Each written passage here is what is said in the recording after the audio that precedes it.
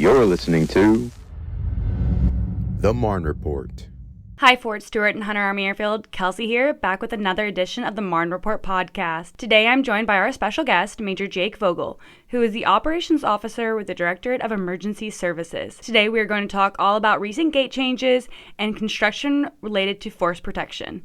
How are you doing today? I am doing great. How are you? I'm good. So this is your first time on a podcast with us. Could you maybe introduce yourself and tell a little more about your role? Hi, I'm Major Jake Vogel. I'm the Operations Officer for the Directorate of Emergency Services for Fort Stewart and Hunter Army Airfield. This is actually my second time at Fort Stewart. I was here from 2021 to 23 in 188th Infantry Brigade.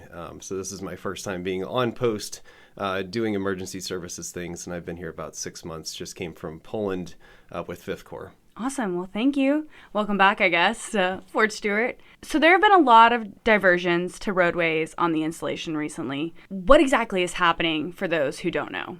All right, so in December, we had our holiday season. Our gates are manned by Department of the Army security guards, as well as soldiers that we borrow from 3rd Infantry Division. We call them borrowed military manpower soldiers. Both of those entities help us run the gates. They do this professionally, and they help us keep safe and also keep traffic moving. So one of the things we did for them in December is we gave them 3 weeks of opportunity to take leave. And that will help them to serve you better by making sure we have a well-rested, well-balanced guard force.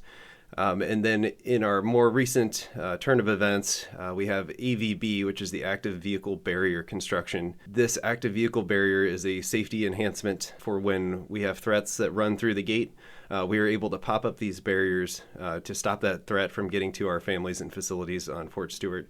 It helps keep everybody safe. But that does require some construction. As you've seen over the past several months, they've worked on East and West Boltman. Now they're shifting over to Gulick/Hero Avenue right as you come in through Gate 1. And that project is essential to our security, but it is quite inconvenient right now, and we understand that. So you'll see some traffic delays just based on that construction, and we know that this is going to put a burden on the public to not only get on post, but also off post, just because of how critical this intersection is to our traffic in and out of post. You guys know it's a challenge. What exactly is DES doing to help alleviate that traffic flow outside of Gate 1?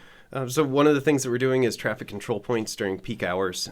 What that looks like is an MP or a police officer out in the intersection directing traffic, and that helps us optimize the traffic flow because right now the lights are not timed properly for the traffic change. What we're working on is we're going to adjust those light timings so that it matches the traffic pattern and it helps an efficient flow. But right now we need some human intervention out there to help keep everybody moving safely and efficiently through post. And the other thing that we're doing, we recently reopened Gate 2 to help alleviate construction on this project. It is a good detour to go to the division headquarters, as well as alleviate some traffic off of Gate 1. That will just be open for the duration of this construction project, and it will be open 05 to 10, and then 1600 to 1800 hours in the afternoon, Monday through Friday, and that should help personnel avoid some of the backups that might happen at Gate 1 during peak hours. Is there a timeline for when all of this might be wrapping up?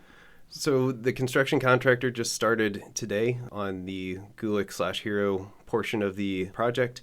We're anticipating the first or second week of March for completion, but we don't have a firm date yet. That always might change. Yeah, exactly. There's a lot of frustration surrounding their gates and their hours. What would you like people to know about the ongoing challenges? So the key to all these challenges is patience. We have some challenges with the workforce as we're unable to hire a sufficient number of guards at this time, unfortunately, due to some things that are going on. So that is what's driving a lot of our reductions in service at the gates. This is not necessarily something that we can avoid, but we're trying to meet the public's demand as well as make sure that our guard force has the ability to take time off and is not being worked to exhaustion.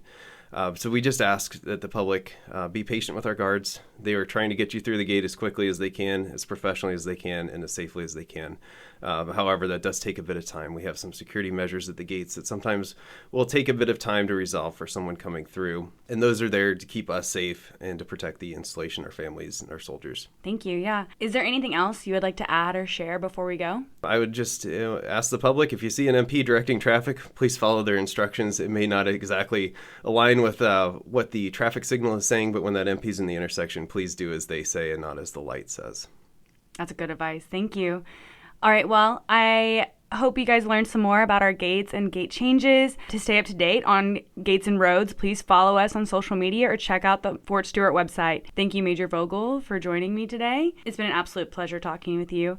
I'm Kelsey Stieber, and that concludes this episode of the Marne Report. See you next week. U.S. Army is enhancing security at Fort Stewart and Hunter Army Airfield with the automated installation entry system, bringing smarter, faster, and safer access to our gates.